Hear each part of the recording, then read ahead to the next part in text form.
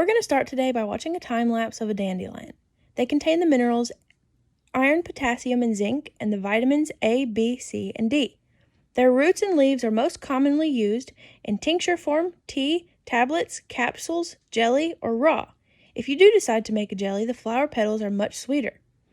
They help cure an upset stomach, they're used as an appetite booster, they help with indigestion, and they're diuretic, which means they increase the waste flow out of the body. They normalize blood sugar levels, lower cholesterol, and help with inflammation. A fun fact is that the roots clone when they're divided. 1 inch of root can turn into several flowers. The next thing we're going to be talking about is honeysuckles. We all love the smell of sweet honeysuckles in the summer. They contain the minerals natrium, magnesium, potassium, manganese, zinc, copper, and iodine, and the vitamins A, B, and C. They're antiviral, antioxidant. They're used to help with diabetes, cure UTIs. They're helped with rheumatoid arthritis. They help the cardiovascular system, and in some cases, they've even been proven to help cure cancer.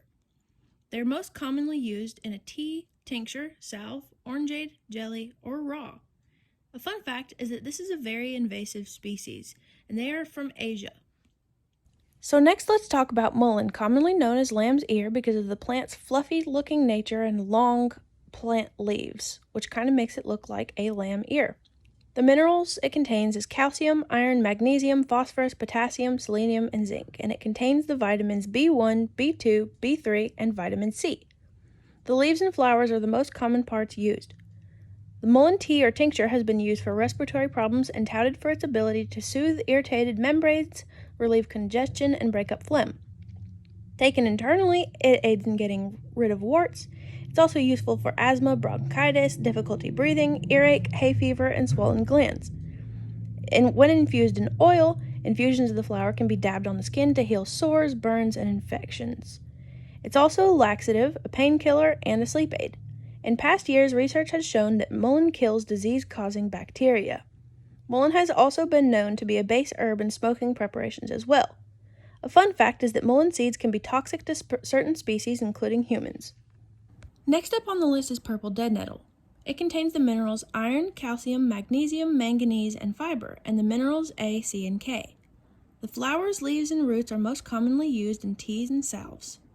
Purple dead nettle loves to grow alongside henbit, which is a similar plant that looks a lot like purple dead nettle and has a lot of the same properties, but they are not the same. Purple dead nettle is an antihistamine, an anti-inflammatory, an antioxidant. It's also used to cure winter colds or allergies and can help relieve some skin issues. Next is a picture of somebody about to muddle some purple dead nettle with some henbit and somebody using purple dead nettle in a salad. Now on to Queen Anne's lace, which is also known as a wild carrot. Each flower has 5 petals, it has an inverted umbrella look, and the leaves look like carrot leaves that come to a point at the end. This is important to know because there is a poisonous look-alike, poison hemlock, which is linked to abortion because the porphyrins promote the release of oxytocin, which triggers uterine contractions. Because of this, there is a risk of inducing abortions in women who are pregnant. It contains the vitamins A, C, and K, and the leaves, flowers, and roots are most commonly used in teas and tinctures. It's an antiseptic, it's used to treat burns, it's diuretic, it's a uterine stimulant, a liver detoxifier, it can be used for kidney support, and it's also anti-diabetic. Next up is mulberries, and the little bugs that just popped up on the screen for half a second are silk bugs. This is where our world's silk comes from, and they feed off mulberries. Mulberries contain the minerals iron, potassium, manganese, magnesium, phosphorus, sodium, and zinc, and the vitamins A, C, E, and K. The berries are most commonly used for smoothies, jams, jellies, tea, or just raw. Mulberries promote digestion, they lower cholesterol, they're also antiviral, and they help with immunity so they can be used for colds and a fever. They control blood sugar, they improve blood circulation, they're good for your eyesight, your brain health, they reduce heart risk, they reduce stress.